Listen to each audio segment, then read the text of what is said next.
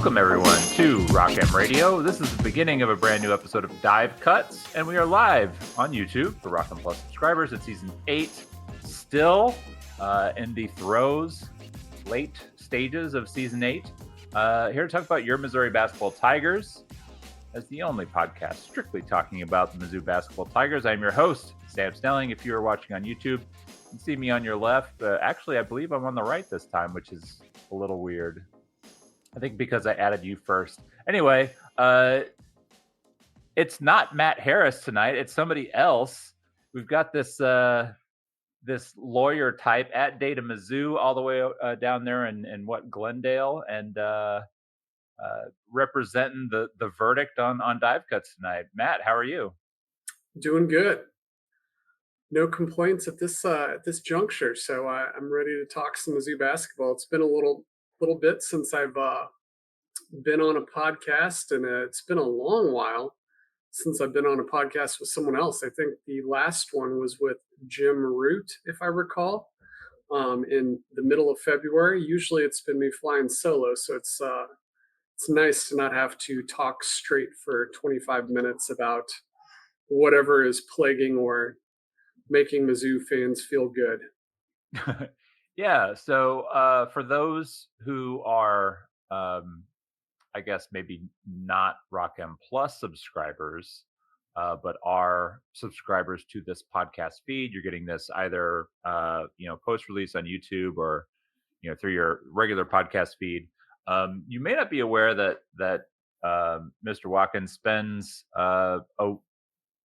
once a week, spends about 20-30 minutes diving into film and talking about the Tigers. And what we used to do on Rock M Nation, which was the verdict, which is sort of like a heavy stats and video post.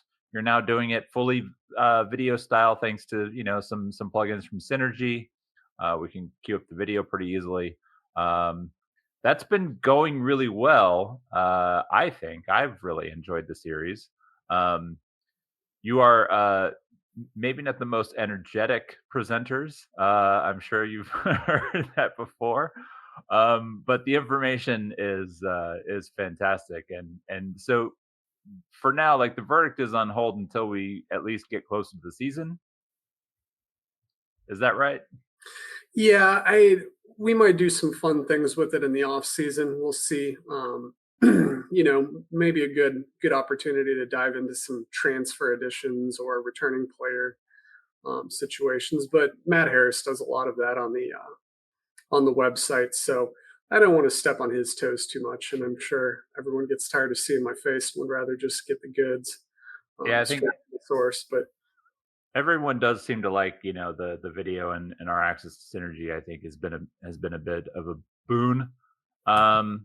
Well, let's dive in on the Tigers here. Enough about ourselves, and I want to start. We kind of did this last time, starting with defections. So Missouri's roster wasn't expected to undergo like a whole lot of transition, and sure enough, they've largely kind of avoided any kind of like major hits. There's definitely, I think, like guys you didn't want to see enter the portal. For me, like, like I was kind of hoping, like Marcus Allen would stick around. He transferred. But since we last spoke, at least with Matt Harris on Dive Cuts a couple weeks ago, Peyton Marshall also entered the transfer portal. For those who are not on the forums today, not on Twitter today, you may not know, but Peyton Marshall actually committed to play at Georgia Tech next season. So he's kind of going back home. I know a lot of what was made with the family ties to St. Louis, but Marshall is an Atlanta area kid, and so he's going back home to play for Georgia Tech. Watkins, as far as like what Missouri lost, I know you're not like the biggest Marshall guy, but you weren't. I mean, you weren't exactly like shooting fireworks that he was leaving the roster. Like what is it that Missouri lost in your take? Yeah, to preface it, I would say of the three of us, I was probably the lowest on Marshall when he signed, or when he committed. I guess is a better terminology for it. Out of high school, I questioned the fit somewhat early. When you look at how Mizzou wants to play, especially defensively. I think you're looking for a little bit more mobile big men than what Peyton Marshall offered. But on the other hand, he was pretty skilled offensively. So to me, it was like I wasn't the biggest fan of signing him initially, but once he was in the system and once they made the commitment to working with his coaches at Overtime Elite to working himself into where he would be in the offense at Mizzou, and then you sink a year of development time into it, I think at that point I would have preferred to see him stay just because Yeah. you've already invested so much in him. On the other hand, I think the hangups once he got here, not schematically, but once he got here, was that he just simply wasn't there in terms of conditioning to be able to play enough. And perhaps another season in the weight room would have changed that because he has done a remarkable job of getting himself into better shape than what he was before. Um, so that's possible. But I think the question was that even if he is good enough, how much can you rely on him to play for extended periods of time? And the answer to that this year was not much at all. I mean, we're talking 2-3 minute stretches max. So, what I'm disappointed in losing is being able to see the bounce of the standard or expected progression from the freshman to sophomore year, and we're not going to see that. But on the other hand, I think that somewhat was capped due to physical limitations and how much he'd be able to play, unless he made pretty big strides into getting into better shape and being better conditioned for next year. So, I can see it both ways. Yeah, I think like there's definitely a large part of it that was going to have to see Peyton make strides, in his um, in his endurance on the floor in order to kind of be seen as a larger contributor. I do think that there was a spot for him on the roster next year, and I do Mm-hmm. think that there was a spot for him to be a contributor next year, and more so than he was this year. Look, I know that he played, but he didn't really play much. He wasn't a part Mm-hmm. of the rotation so much as he was a guy who sort of sees some spot minutes here and there. Guy who wasn't afraid to like run through some Florida bigs or something like that.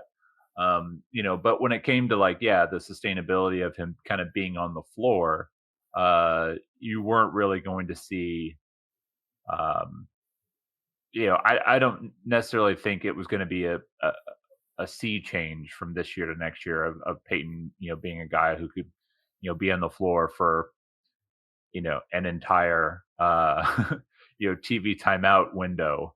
Mm-hmm. Which, you think about it from that standpoint, a guy who can't, quite make it through 4 minutes of action, then that does become sort of a problem. And also, like a lot of young bigs, he was prone to foul trouble. I did like the offensive skill. I thought that like a lot was kind of made of his passing from some scouts. I know that we kind of, were able to look at it, and there's definitely some questionable decision making in some of his passing, which led to some turnovers as a prep. But you could see the flashes this year within the offense and why he kind of made sense as like that, that high post distributor and being that kind of wide body that he is. He's a guy that's like so difficult to sort of run off. It is something that like he is not going to or was never going to be able to provide them what they want defensively, which is a guy who, maybe you're not switching comfortably onto point guards, but you're a guy who can switch, and at least, hold your own, against some wings and stuff like that. And, he's strictly with his foot speed. I just don't know that you're really going to improve that all that much. That's just like a a physical trait of some guys. He's just a guy who's going to have to play a lot of drop coverage, and maybe you can get out and kind of hedge, but he's not a switchable type big. And I think for what Missouri wants to do defensively, you're probably looking at longer stretches of zone, which I know, like, I'm not the biggest fan of. So I think it makes a lot of sense to me why Peyton would maybe explore his options, and maybe look elsewhere because, look, Missouri's trying to do something next year that Georgia Tech is not really trying to do, right? And Georgia Tech being in the early stages, the ACC kind of being down, they're just trying to kind of build the program, and I think having I don't want to necessarily call him stable, but having a big physical guy like that around the block could do them a lot of good in the ACC. So to me, it kind of makes sense for him to leave. Made sense for where he landed. I don't disagree with your take on some of his limitations, but I do think that you definitely want more guys kind of stay in, and also like on the guys who left, we also got word that Marcus Allen officially announced for Miami, which is a surprise to nobody. Anyone that was paying attention anyway. So it's CY is now the assistant coach of Miami. He was kind of the guy who's responsible for bringing Allen along. And this is not me saying that CY stole Marcus Allen. This is not that situation. You always commit to a head coach, but it definitely like once Allen went home for spring break, and you sort of heard that he was kind of getting some run down at home with guys in Miami, and that's where he's from. So like I get it. And also the way that the roster is stacking up, there may not be a whole lot of minutes at the 4 spot. So let's kind of turn our attention to who's been added, because I know that. So since we last podcasted, we had just gotten word that Sebastian Mack had committed, Luke Northweather had committed, Javon Porter was already on board. But since then, Missouri has also added Sean Phillips. And so Sean Phillips actually committed the same day that Marshall entered the portal. Again, let's not read too much into that. It takes a couple days to process paperwork. And so even though it was announced on Sunday, clearly earlier in the week, Missouri knew that Peyton was intending on transferring. They were already in pursuit of Sean Phillips, and Phillips committed. So 7 foot, pretty athletic dude. Watkins, tell us about Sean Phillips. Well, he's big. He's experienced. He's a 7-footer, if not close to it. I think he's probably. I don't want to hail the Josh Gray comparison out of laziness, because that's exactly what it is. But I think in terms of role, he will be similar. He's a different player than Josh Gray. He's a little bit more leaner, a little bit more mobile. Not quite as big of a physical presence inside, but in the same vein, I don't think he's going to be anyone who you're running your offense through. I think unlike Josh, he's a little bit more adept at playing in ball screens. He's a little bit better rolling to the basket, but in terms of playing on the block, handling outside, shooting, you're not really getting any of that with Phillips. Defensively, he's fine. The fact that the news of Sean Phillips coming in and Peyton Marshall going out came within an hour of one another was kind of like how do you feel about this? And to me, it's kind of like, you got a guy who can contribute next year, and you traded him for the mystery box. We know what Sean Phillips is, and we've talked about the mystery box before. It's the Family Guy scene where Peter's got he wins the boat, And they say, you could trade the boat for the mystery box. And he's like, well, yeah, I want the mystery box because it could be anything like a boat. Yeah. You've got the boat or you've got the mystery box. And in this case, it's like Peyton is more of the mystery to me. There's probably a lower downside and a higher upside, whereas Sean Phillips, you know what you're going to get. And that's a role player. He's big, but I think to me, and maybe I'm reading this wrong, but, you know, I see Trent Pierce and Javon Porter playing some of the five, or at least playing in the front court with Mark Mitchell, whoever you want to call the five's the five, but those is the front court. There's always the issue of Trent Burns, who we haven't seen since, well, no one's seen him except for the people who went to the exhibition game, of which I was one of them. And I was impressed, but he's raw, so you've got all of these options, but you don't really have an answer at this point to me. So Sean Phillips doesn't really answer any questions that I have about what they're going to do there, but he does give them another option.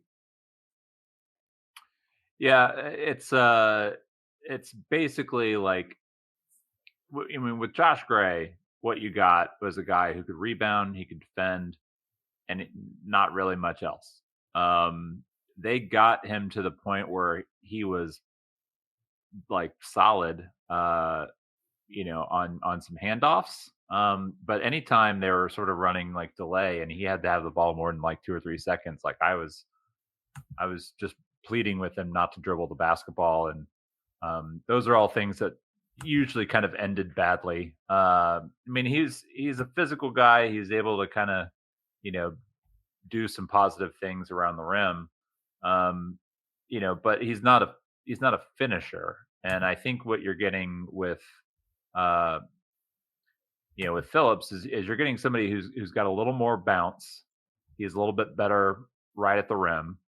One more spring, as you can see on the video here. But he's also a little bit of a downgrade defensively. So there isn't, for what Missouri was kind of looking to pay, you're not really you're not really getting the perfect player. And I think like that's part of the issue that you're getting when you have to kind of hunt for these sort of like replacement level bigs, is there's always going to be some level of drawback. And for Phillips, the drawback is okay, like he's able to do this, he's able to rim run and dunk the basketball. But he's a reliable rebounder. Like I don't think he's the plus rebounder that Gray was. And he's not horrible defensively. He's also coming from Arizona State, which has certainly had some questionable roster composition. Before that, he was at LSU. Is that right? Correct. Yep. So I don't want to say like it's not like he can't provide them what they need, but I think the thing that I agree with you, and that when you look at the size of the roster and the guys that are like in that 3, 4, 5 range, I'm like Trent Pierce and Mark Mitchell started like more than half the season together, and that was your 4 or 5. As much as I'd like to, pigeonhole Mark at the 4, the reality is like he's going to have to slide down and play some small ball 5. Javon Porter, same thing. Like he's going to have to play some 5. Trent Pierce, you're going to have to play some 5. Like all those guys are 6'9", 6'10", 6'11". So, I'm sorry guys, like you're big. Sometimes you're going to have to play the 5 spot.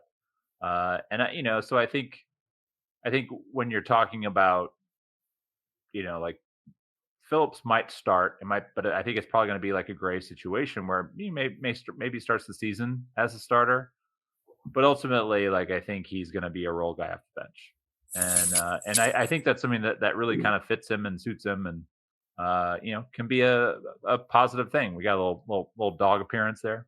Yeah, the dog left during the Sean Phillips conversation. I'm not I saying feel you, that dog. it's related, but she did. So I mean, it's not related. Yeah. So like it is what it is. Like I'm not trying to um, make everybody sad about Sean Phillips. He'll be fine. But as far as like the additions that were important for them this offseason, uh, or as what was it? Is it Trilly that always says sometimes the best gets are the ones that you already mhm, have or what something like that. Um, the biggest thing for Missouri was that they're bringing back Ant and Mark, and those guys can be awesome. Now they're filling in around that. You're hoping for some growth, from Honor, from To. You're hoping Trent takes another step forward, and then you're hoping that like of the guys that you've added, like I think you kind of know what you're going to get in Sebastian Mack. Um, but I think what you're hoping that the combination of Porter, Phillips, with Trent, uh, is sort of enough. And then if you get like a nice sort of boost from Trent Burns, then hey, great, good news. Like that's what you right. want, So I think this sets up for them, fine. Because also, I think like Sean Phillips is a guy who's not necessarily going to be, like a bad locker room presence because he's starting and or not starting and only playing 15 minutes a night. Like it's kind of what he's accustomed to. So, um, you're getting a guy with that sort of expectation. So, Watkins, what's on the screen here? Well, you mentioned returning players and continuity, so I decided to flash up some of my latest research on that exact topic. This is a post over on our board, which I'm happy to share with everyone now because no one knows what it's saying unless I tell them. There's a very good explainer in the thread, but this is basically what each team is bringing back production wise at this point in the offseason. And we've removed all of the NBA early entrants. We've removed all of the graduating seniors or those out of eligibility, we should call them now, and all outgoing transfers. Those have all been stripped off of SEC rosters, and this is the result. The yellow column is my way of saying this is how you measure production, and this is how I'm measuring returning production. And as you can see up at the very top, Mizzou is number one, and by a pretty healthy margin. I calculated up that using this one metric here, that again, bit of a mystery box for any of you who are interested, come subscribe and you'll get to know all about it. Um, there was what I call points above replacement or PAR, PAR. I believe the total tally of all SEC players on SEC teams this year was around 357 points above replacement, and only 17% of that total is returning to the league next year. And Mizzou has over their share for sure, and I'm not going to count it all up right now, but yeah, I mean, it's Mizzou has 6 players that played last year. I believe I counted up today of the 28 players that played 10 or more minutes returning to the teams that they played on last year. Mizzou has 4 of them. So that gives you kind of an idea of how much production Mizzou is bringing back relative to the rest of the conference. So you had mentioned that with in relation to Sean Phillips coming into a team with quite a bit of retention, and here is your evidence of that. Yeah. So one of the things that like I also like to sort of point out, because you use BPR a little bit as like one of the indicators. Right, Evan Maya's BPR, correct. We are big fans of Evan Mia. So if you are not a subscriber to his site, go subscribe. I believe he has different tiers too, so you don't have to go full blown expert level like I've done. But yeah, but if you look at like the BPR, so Mia is really the only guy out there in the analytics field who's trying to sort of quantify defense, and that's why I think like using it for your par makes a lot of sense. Um, the fourth highest player in BPR last year in the SEC was Ant Robinson. Now Ant, the one drawback of BPR, and this is why you've come up with par, is it doesn't necessarily quantify the amount of time that you're playing. So obviously, if you are a 29-minute, 30-minute type player, like Mark Mitchell's BPR is 5.87. And a lot of people, I would say that Mark Mitchell was a more valuable player for Missouri last year than Anthony Robinson. Now, when Anthony Robinson was playing well, he was doing a lot of really good things for Missouri. But Mark Mitchell was on the floor more offense went through Mitchell. And so his 5.87 is maybe a little bit more valuable than Ant's 7.28, but Ant was not on the floor as much either. Some of that is due to foul trouble. So par basically quantifies like how much you're actually captured BPR. Yeah. How much of that value you're capturing, right? Yeah. So like, Janai Broom is a guy who's on the floor a lot. His BPR is very high. His par will also be very high. Thomas Howe from Florida. The only guy returning to the SEC who is higher than Anthony Robinson. He is the highest returning player. So Watkins, as far as like who is coming back in the SEC and how many of those, because I think you have those as well. Like how many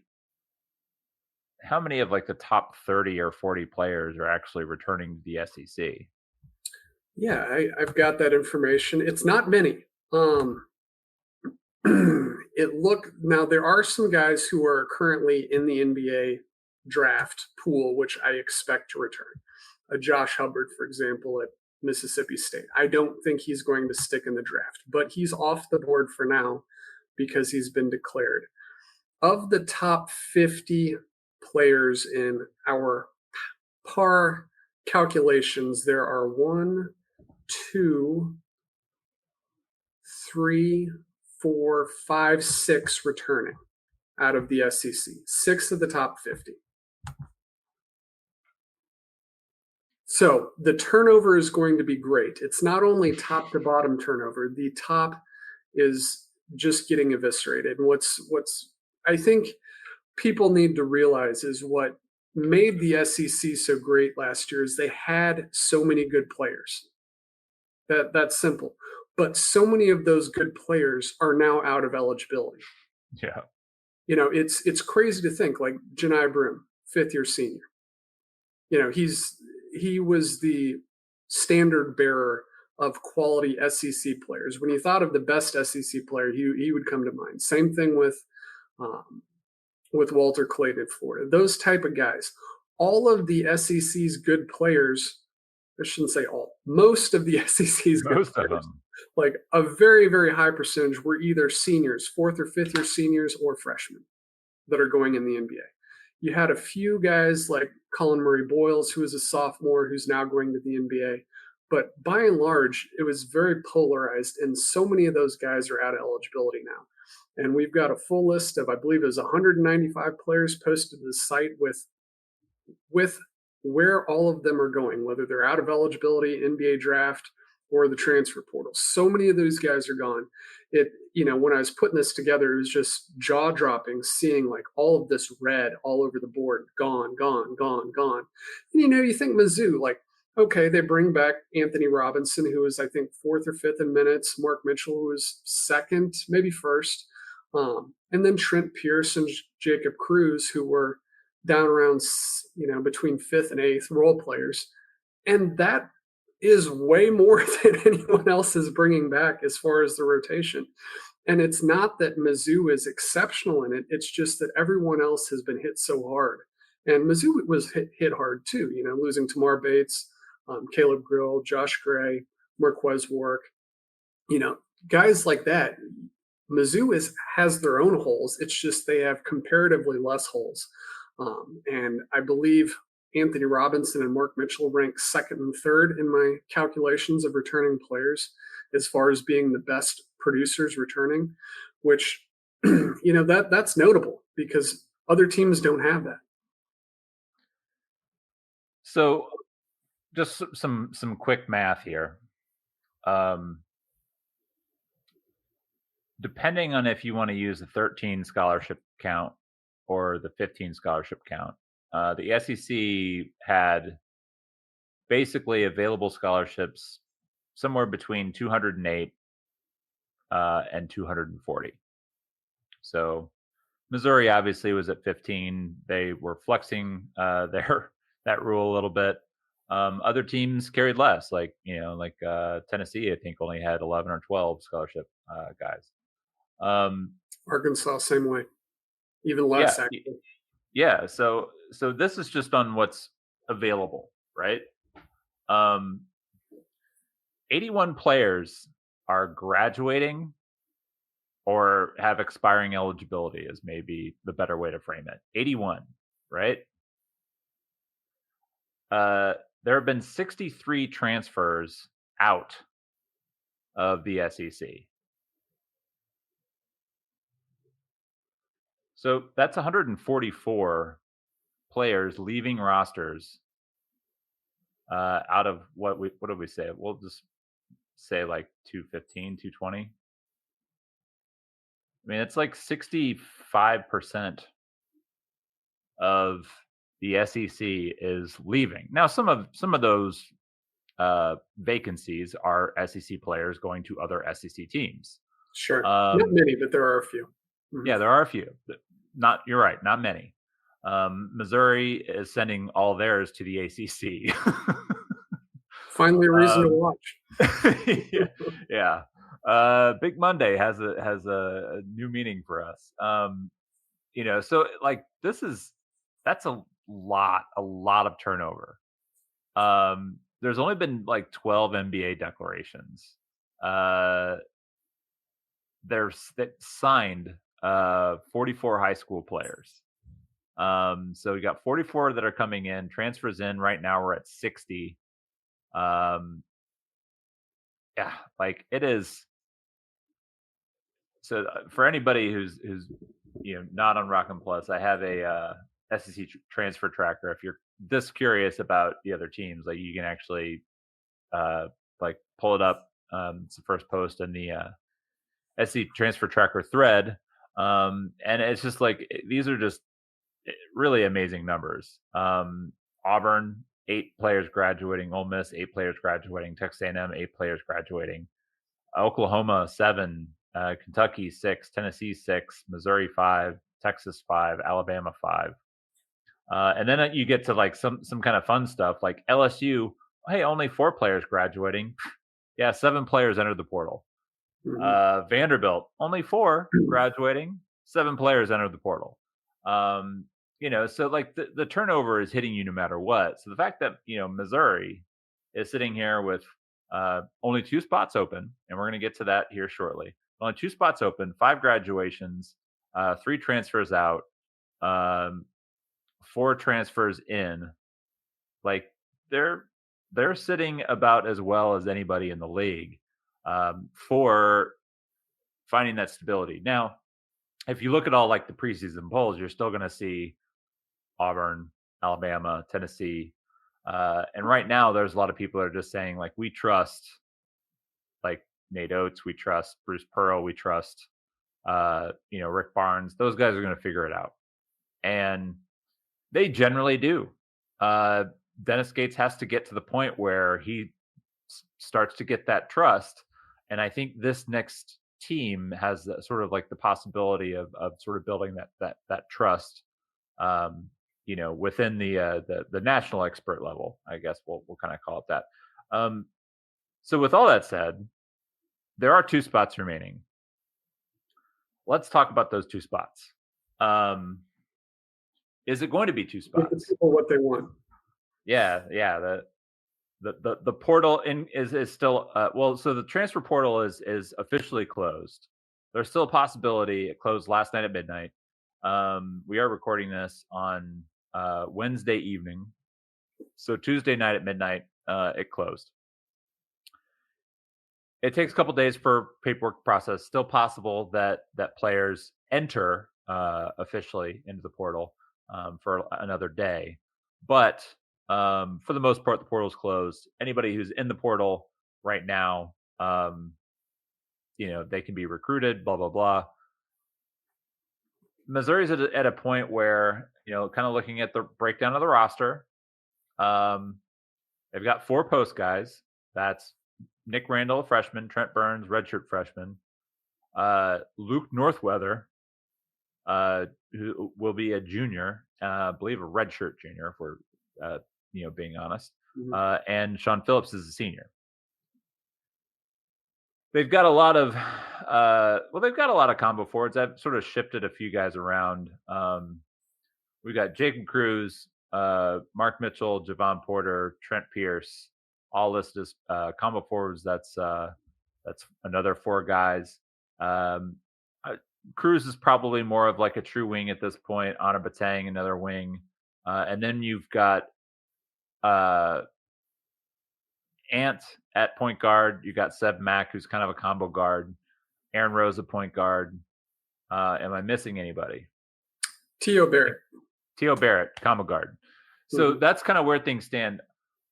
As far as these last 2 positions, we're kind of thinking Missouri's probably just going to fill one, right?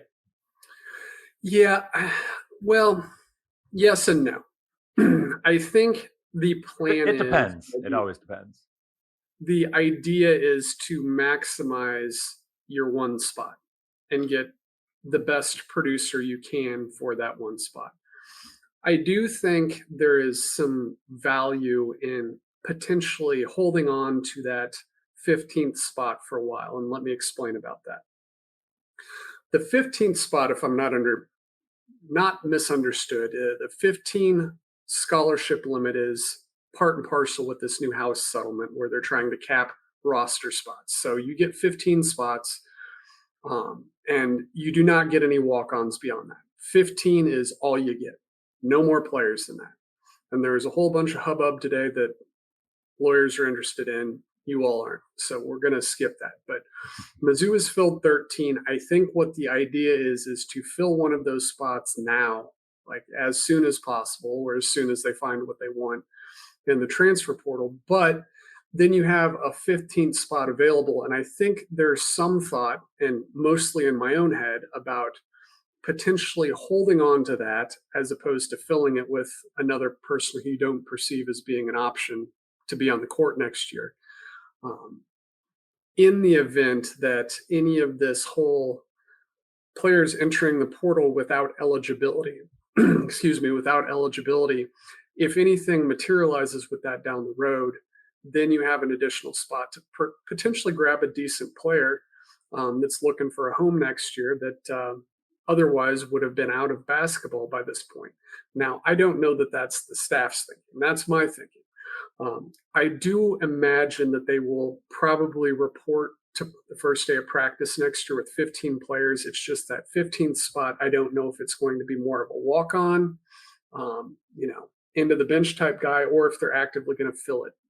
My thought is it's more now the former, but that could change. So the way I'm conceptualizing what's available in the portal right now, what Mizzou's looking at is for one spot. It is. That's the lawyer answer. Yeah, it is interesting, because and this is sort of like where you get into, Dennis kind of joke a little bit but calling it the lab. He likes to get into the lab, and he likes to play, and he likes to have the reason he likes these deep rosters is he likes to see what lineups work. Sometimes you get weird lineups, and sometimes you get lineups that make 0 sense.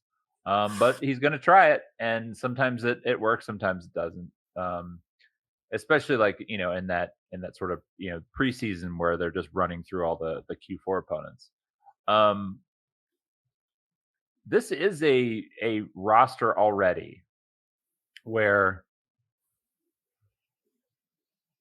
like, if you are setting like a even a 10-man rotation, like it gets interesting when you get to 10 or 11. Like every year I do the top 8. And even last year, like every year I've done it since like Dennis has kind of been the head coach.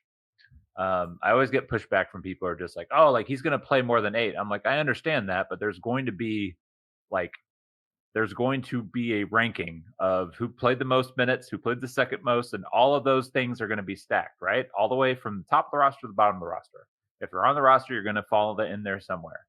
And right now, like you're sitting on 13 dudes, and it looks like 11, I would say, probably expect to play a fairly, and you can define major however you want, but a fairly major role on the team next year.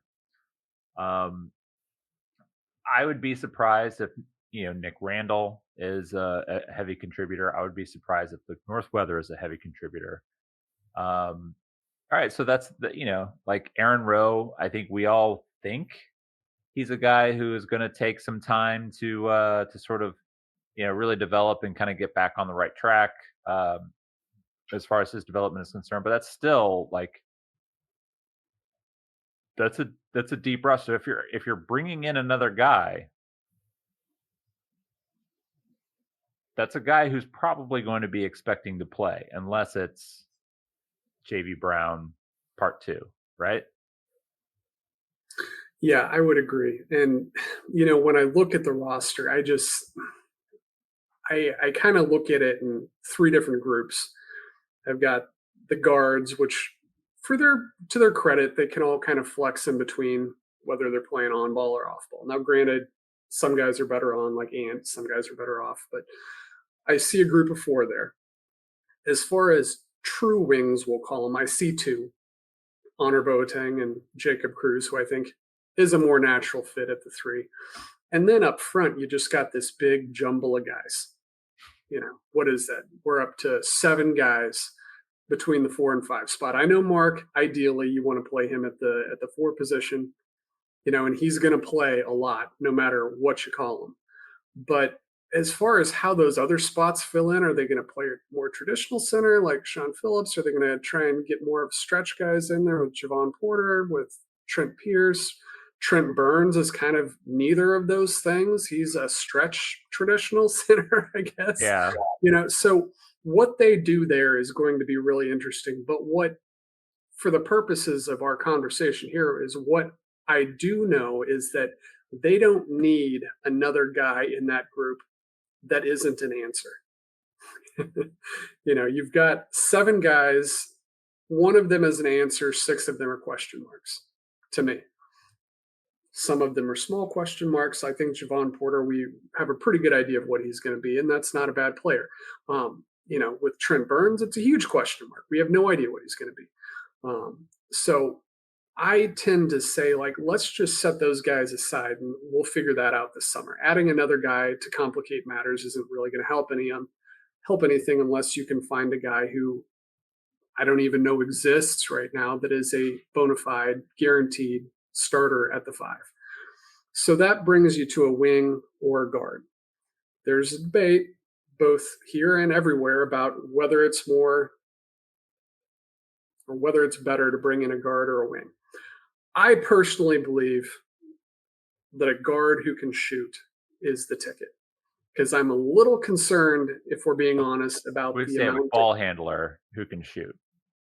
Like somebody, Right. What did I say? and you said a guard, so Okay, ball handler. Please. yeah, because I mean, technically, like, so like Honor is a good example of, so Honor is a wing, but Honor will play probably at least some at the 2, but Honor's not a ball handler.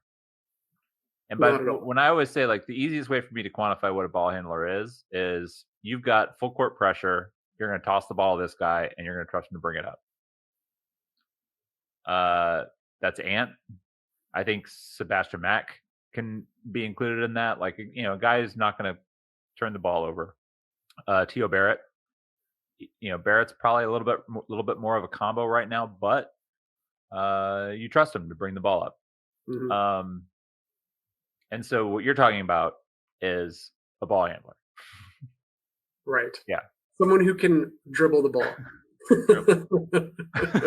without turning it over. That is, I think, ideally what you look for. I understand the thought process of, oh yeah, a wing who can shoot would be nice. Well, they're banking on Jacob Cruz being a wing who can shoot. They're banking on Honor Boateng being a wing who hopefully can shoot and can do other things as well. So I think even when you add those guys in, some of the guys that are in the 4 and 5 spots could slide down and theoretically play the wing. I mean, when you're talking about playing a Javon Porter and Mark Mitchell, what's preventing you from putting Trent Pierce on the floor as a wing? Yes, you don't have ball handling, but guess what? When it's Jacob Cruz or Honor Boateng, you don't have ball handling with them either. Right. So that to me is the 3 spots the way Mizzou's constructed the roster right now skew more towards the 4 and 5 than they do the 1 and 2. They're not ball handlers. They're not playmakers with the balls in their hands. Whereas your guards, you've got guys who can do that, but you've got 4 of them, including a freshman. So when I'm looking at maximizing the roster or addressing the weaknesses, I'm looking at the 1 and 2 spots. Yeah, I think I lean, like, I see the logic behind the wing, like adding another wing spot. I'm always a fan of having more guys who can handle the ball. Right now it's Ant, T.O. and Sebastian Mack. And I always want 2 ball handlers on the floor. Now you can fudge that a little bit because you can always throw the ball to Mark Mitchell and he can bring the ball up. There's not many 4s and 5s who can guard Mark Mitchell full court and put pressure on him to the point of him turning the ball over, which again is like kind of the point here is you want somebody who can get the ball into the front court with no turnovers. Throw Javon Porter into that group as well. But as far as like actual ball handlers, guys who are creating in the half court or guys who are having to defeat pressure full court, that's kind of my realm of what I'm looking at. And I don't trust Mark Mitchell to defeat a full court press. I don't trust Javon Porter to do it. And when you look at the guards, and we're talking on this topic, you've got Anthony Robinson, great player, love him. What has been his bugaboo? Foul trouble. Well, guess what? When it comes to the end of games, if you're in foul trouble, that's probably the most likely point that you're not in the game anymore. Yeah. T.O. Barrett, good player. Do you really trust him at the free throw line or having to get up shots late in the game as a jump shooter? Maybe not so much. Sebastian Mack, again, not a great jump shooter. So, to me, it's like I see the virtue of the wing and I see the virtue of even a 4 or 5, but I think the biggest need right now is someone who can make plays with the ball in their hands, passing, dribbling, and hopefully jump shooting, and that if that means it's a guard by definition, then that's who I want. So we're going to end it there. By this point, at our next podcast, we may have an answer to what the coaching staff wanted. I think we have an inkling that they may not agree with us, but at least the 2 of us. I do see, the reasoning of maybe wanting a little bit more stability in the wing. Right now, it's Cruz, who's maybe not the most consistent, doesn't guard well, and Honor, who could be awesome, could be, but you haven't seen it yet. So we may know what they're going to do by the time we sort of reconvene here in a couple weeks. So with that being said, everybody go subscribe to Rockin' Plus. If you're not already subscribed, come see us in the forums. We're talking all this stuff all day long. We are basketball junkies, basketball sickos, and it is a lot of fun on there these days. So we'll talk soon. We'll be back in a couple weeks. Watkins, thanks for hopping on. Everybody enjoy the rest of your Wednesday night. Thanks for tuning in. Thank you, everyone, for tuning in to Rock M Radio, a proud partner of Fans First Sports Network. Rock M Radio is the official podcast network of Rock M Plus, a new and exciting subscription service provided by me and the other voices of Rock M Radio. Please take a few moments to head over to rockm.plus and sign up for an account today. The cost is only $5 a month, and the benefits include access to our live podcast, a subscriber-only message board, weekly newsletters, and more. If you enjoyed this episode of Rock M Radio and would like to see more just like it beamed directly into your personal device, make sure to click the subscribe button below and tell your friends. Our podcast feed is available through the Apple Podcast app for iPhone, Google Podcast app for Android, whatever app you listen to your podcast. You can also find Rock M Radio on Spotify. If you're looking for a podcast about your favorite team that is not the Missouri Tigers, Fan First Sports Network is your answer. A full podcast network loaded with the team-specific podcasts covering Major League Baseball, the NFL, NHL, NBA, MLS, and more. And we'll be back with more episodes of Rock M Radio coming to you soon.